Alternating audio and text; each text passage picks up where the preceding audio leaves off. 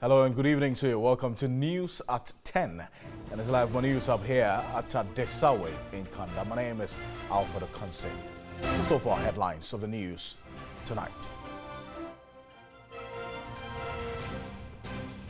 An Accra High Court has sentenced the former national coordinator of the Ghana Youth Employment and Entrepreneurial Agency, GYEEDA, Abuga Pele, to 6 years imprisonment, and the chief executive officer of Goodwill International Group, Philip Asibit, to 12 years imprisonment, both in hard labor.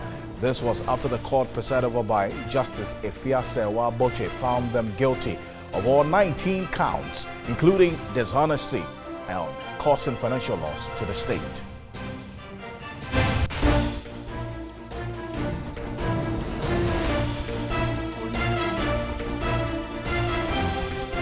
Ghana's first special prosecutor, Martin Amido, has been sworn into office by President Akufo-Addo at Flagstaff House here in Accra. President Akufo-Addo told Martin Amido that Ghanaians expect the office of the special prosecutor to rise to the challenge and cooperate with law enforcement agencies to fight corruption.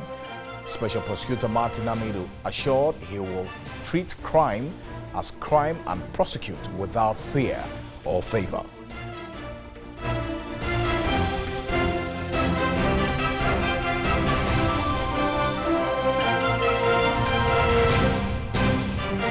The Tema Regional Police has arrested 3 suspects allegedly involved in the diversion of premix fuel in the area. ASP Foster Kotoku from the Tema Marine vowed to go after syndicates involved in the diversion of premix fuel.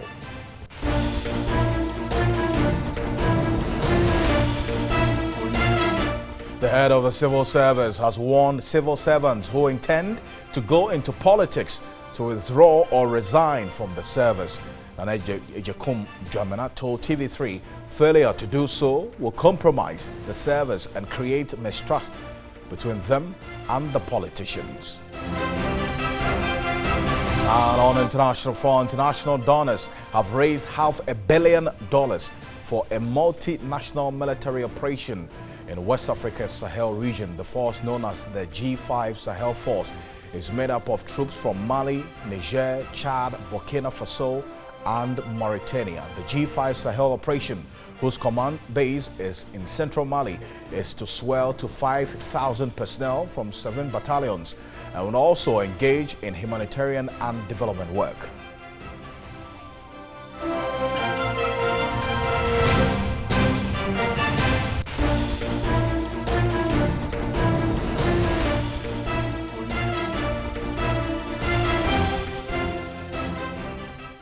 My name is Alfred Okanse, and this is News at 10. Now to our first story tonight. An Accra High Court has sentenced the former national coordinator of the Ghana Youth Employment and Entrepreneurial Agency, GYEEDA, Abuga Pele, to 6 years imprisonment, and the chief executive officer of Goodwill International Group, Philip Asibit, to 12 years imprisonment, both in hard labor. This was after the court presided over by Justice Efiasewa Boche found them guilty of all 19 counts, including dishonestly causing financial loss to the state.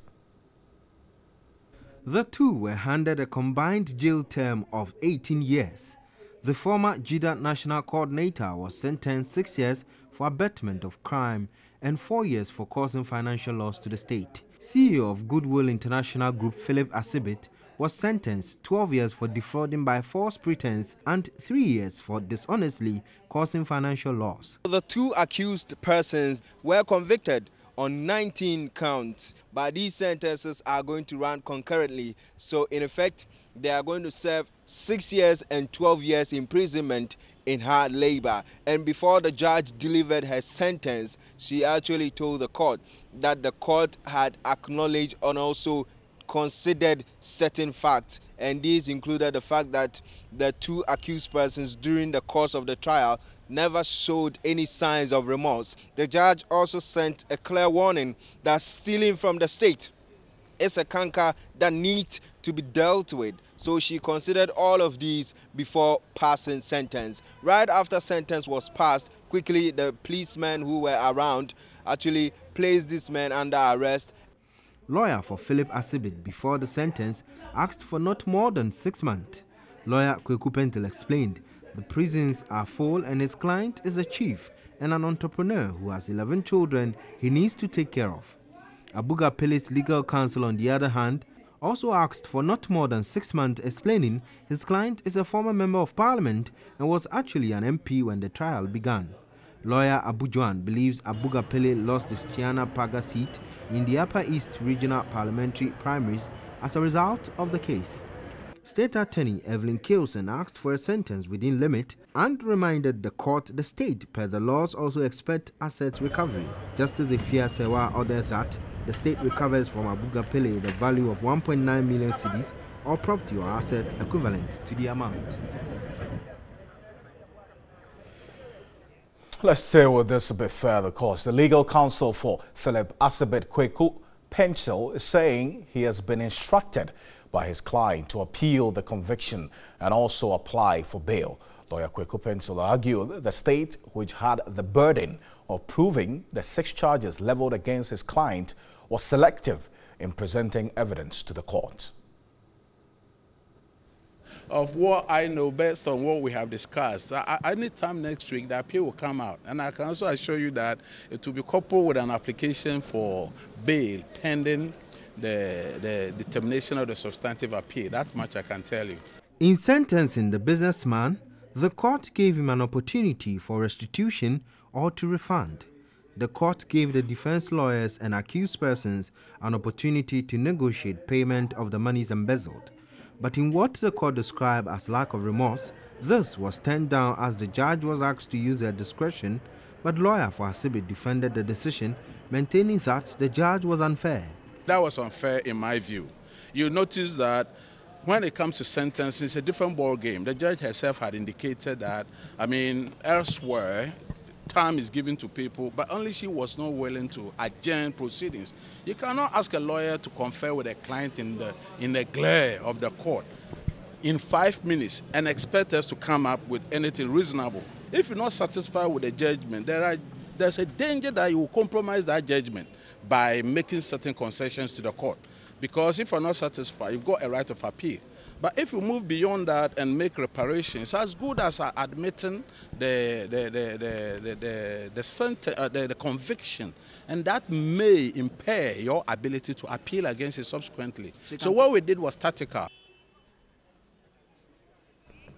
Well, meanwhile, a former commissioner of the Commission on Human Rights and Administrative Justice, Raj, says the ruling is a good step towards tackling looting of state resources. Justice Francis Emil Shaw told spoke on News 360 with me early on, urged the Chief Justice to set up special courts to deal with corruption. The sentence will serve as a deterrent to public officials who are minded or disposed to engage in acts of misappropriation or embezzlement of state funds. So it sends the right signals, to those who think that they can get away with, misappropriating state funds. Let's look at how this case has panned out from the time of the first prosecution till now, or when this case was first heard in the court of law. Started in the Exwell administration, and now judgment has been delivered in another administration different from that administration that started this particular case. Also, the fact that Abuga Pele is a known member of the NDC who was contested and actually won the Tiana Paga seat on the ticket of the NDC as a member of parliament. How does all these factors play into the already dwindling perception of corruption index we've seen over the period? Well, let's hope that this is the first step in a series of cases which hopefully Martin Amidu will take up, and if such prosecutions result in a conviction, then similar sentences might be passed against those convicted of, corruption or willfully causing financial loss to the state. It has taken an unusually long time. I think it's about 4 years. Yes. And one would hope that the Chief Justice would establish, courts that would deal more expeditiously with corruption cases, especially when the office of the Special Prosecutor starts functioning, and we will be seeing, hopefully, a number of corruption prosecutions. One would hope that such cases will be tried expeditiously, and that the Chief Justice might be disposed to establishing, corruption courts, anti-corruption courts, which would deal, as quickly as possible with similar cases.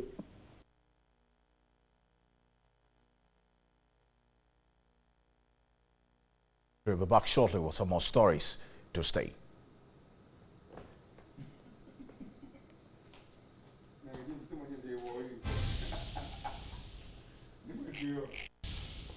Welcome back to News at 10 here on TV3. Ghana's first Special Prosecutor, Martin Amido, has been sworn into office by President Nana Addo Dankwa Akufo-Addo at the Flagstaff House here in Accra.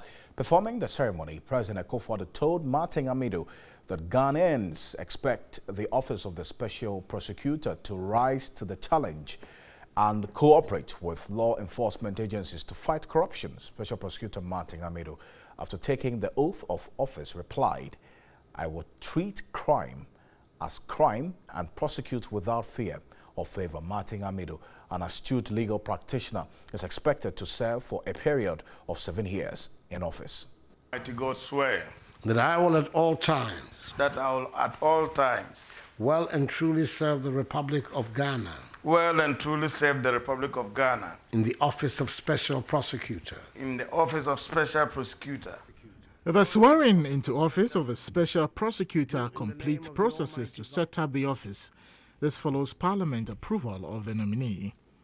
President Akufo-Addo charged Martin Amido to rise above the occasion and be diligent in performing his duties. The establishment of this office is for a high purpose and must not under any circumstances be used as an avenue for persecution or vengeance. The office will be required to do justice to all manner of persons. The president assured him of government support. I want to assure him that not only will the executive, including the Attorney General, respect scrupulously the independence of his office, but will also provide him with whatever assistance is required to enable him to discharge his high duties effectively in the interest of the Ghanaian people. Martin Amido promised to ignore criticism of witch hunting and focus on his core mandate. I wish to assure you that the propaganda about witch hunting will not daunt me from prosecuting all corruption crimes without reference to political considerations. As you had yourself admonished, once a suspected offender is established by investigation to have committed offenses prosecutable in the national interest, I will treat crime as crime and nothing else.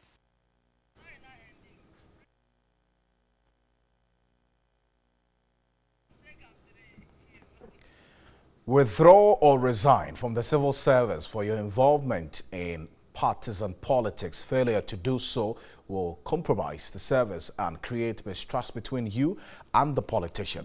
That's the head of civil service, Nana Ejekum Dwamena, giving that warning in an interview with our Labour correspondent, Daniel Opoku, in Accra.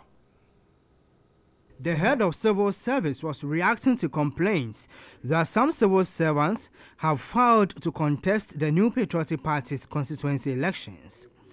Nana Ejekum Dwamena recounted parts of the 1992 Constitution and the Civil Service Act, which bars civil servants from engaging in partisan politics. He said he has constituted an investigative team to within 2 weeks furnish his office with names of civil servants intending to take part in the elections. I have no right to tell you what to do politically. What I can only say is that then you are, as a civil servant, you should resign. Because when we get to know when the formation comes across, we will take the necessary disciplinary steps against you. Because it is not good.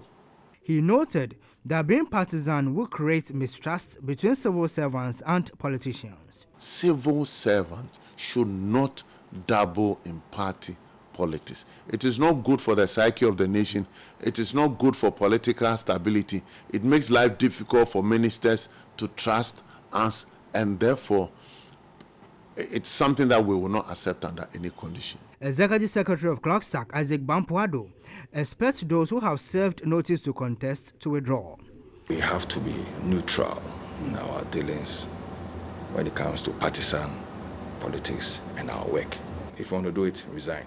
Then you cannot be part of us. Early this year, the leadership of the Civil and Local Government Staff Association, Ghana, Clockstack, petitioned the Supreme Court on this matter.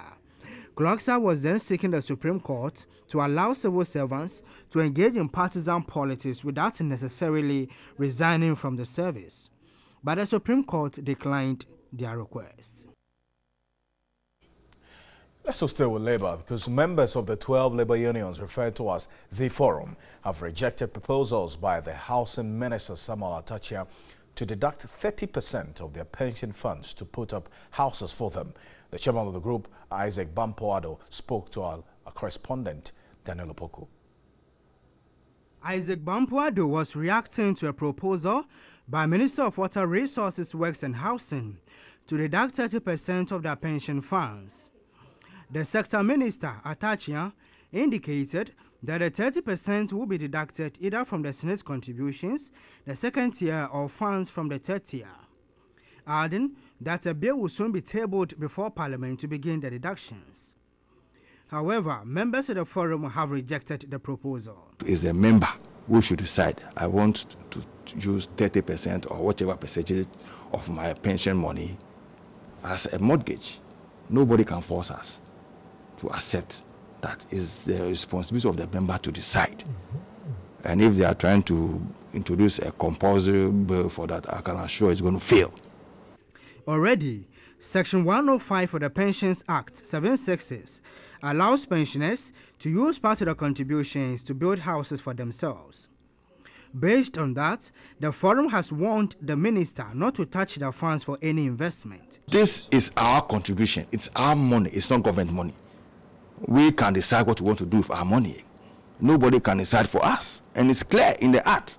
Isaac Bampoado proposed broader consultations with the unions to reach an agreement. They should rather engage individuals. If they agree to use part of their pension tier 2 money for mortgage, fine. But you cannot go to Parliament and then come up with a bill compulsory. Everybody should use 30% of his contribution pension fund for mortgage.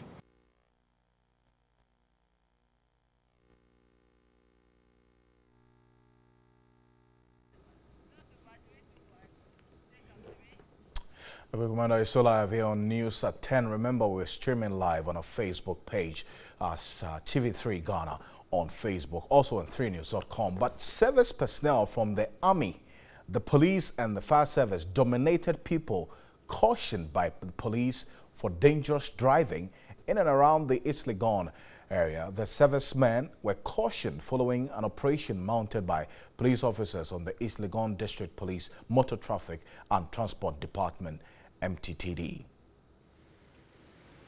The Friday morning exercise was necessitated by reports of repeated reckless driving during rush hour. The police reckoned some drivers habitually and intentionally ignore road traffic regulations and drive dangerously along the opposite lane each morning and evening, leading to avoidable accidents. Just as vehicular traffic was picking around 7 Friday morning, the team of police MTTD personnel and the media pitched camp near the East Legon underpass. The first vehicle to be intercepted was driven by a uniformed female security personnel. She was driving facing oncoming traffic. She had no defense for the offense and was cautioned. As if by design, the next offending driver was a police officer. The next, a military officer. Why are you driving here? We don't want to see you drive here again. It's cause danger to other road users and it's a road of traffic. We don't want to see it again. This trend continued with all sorts of vehicles, four-wheel drives and saloon cars. Stop. Morning. Why are you driving here? Good morning. Officer, I'm talking to you. We don't expect you to drive here again. Or else we'll process you for court. Okay? Today is your last warning. Just then, our attention was drawn to a minor accident caused by reckless driving on an adjoining road near the aircraft radar station. This tanker driver was subsequently arrested for facing oncoming traffic. Then, here came the self-acclaimed councillor George Lutrot from the East Legon police station area. His excuse was that he had given a lift to a police officer.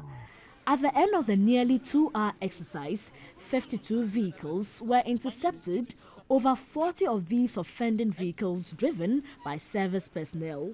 The East Legon District Police Commander is Chief Superintendent Cephas Arthur. Car owners and police officers wield enormous powers to reduce road accidents and fatalities. It therefore behoves us as citizens of the country to do our best to observe the road traffic regulation to the letter, to wield enormous powers to reduce road accidents and fatalities. It therefore behoves us as citizens of the country to do our best to observe the road traffic regulation to the letter, to avoid accidents on our roads.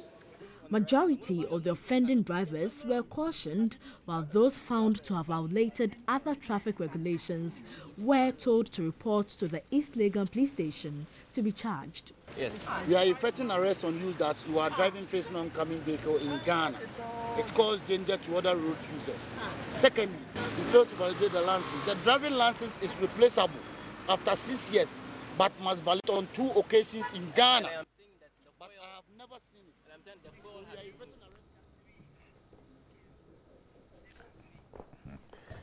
Well, so just so you know that, it's interesting or rather worrying that it was the military and the police personnel who had to be the first to be caught in this. But our investigative team, together with the police, are on the roads looking out for this.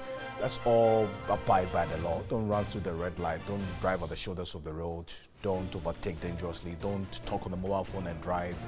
Don't text and drive. All these things will help us all and reduce the carnage on our roads. But thank you so much for spending time with us here on News at 10.